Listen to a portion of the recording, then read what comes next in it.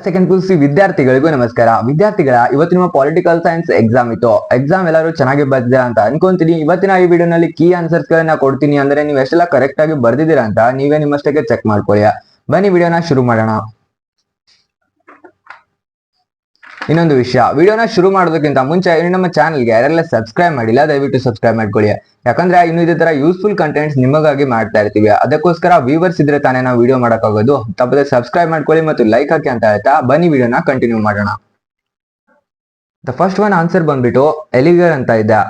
ಅಂದ್ರೆ ಚುನಾವಣೆಯ ಮೂಲ ಪದ ಅಂತ ಕೇಳಿದ್ದಾರೆ, ಎಲಿಗರ್ ಅಂತ ಕೊಟ್ಟಿದ್ದಾರೆ. ಮತ್ತೆ ಇನ್ನು ಸೆಕೆಂಡ್ ಒನ್ ನೋಡೋದಾದ್ರೆ ಕೆಳಗಿನ ಈ ಅಖಿಲ ಭಾರತ ಸೇವೆಗಳಿಗೆ ಸರಿಯಾದ ಉತ್ತರವನ್ನ ಬರೆಯಿರಿ. ಅಂದ್ರೆ ಆಪ್ಷನ್ ಸಿ ಕರೆಕ್ಟ್ ಆಗುತ್ತಾ. ಜಾತಿ ಆಧಾರಿತ ಅಸಮಾನತೆ ಎಂದರೆ ಮೇಲು ಜಾತಿ ಕೀಳು ಜಾತಿ ಎಂಬ ಭಾವನೆ, ಇದು ಆನ್ಸರ್ ಕರೆಕ್ಟ್ ಆಗುತ್ತಾ. ಇನ್ನು ನಾಲ್ಕನೇ ಆನ್ಸರ್ ಬಂದ್ಬಿಟ್ಟು ಏಷ್ಯನ್ ಸಂಘಟನೆ ಯಾವಾಗ ಸ್ಥಾಪನೆ ಆಯಿತು ಅಂತ ಇದೆ, 1967 ಕರೆಕ್ಟ್ ಆನ್ಸರ್.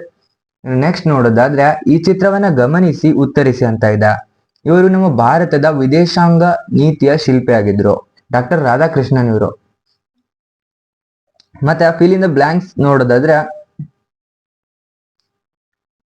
ಮೊದಲ ಆರನೇ ಒಂದು ಆನ್ಸರ್ ಬಂದ್ಬಿಟ್ಟು ಆಪ್ಷನ್ DMK ಇದರಲ್ಲಿ ಒಂದನೇದಾಗಿರುತ್ತೆ.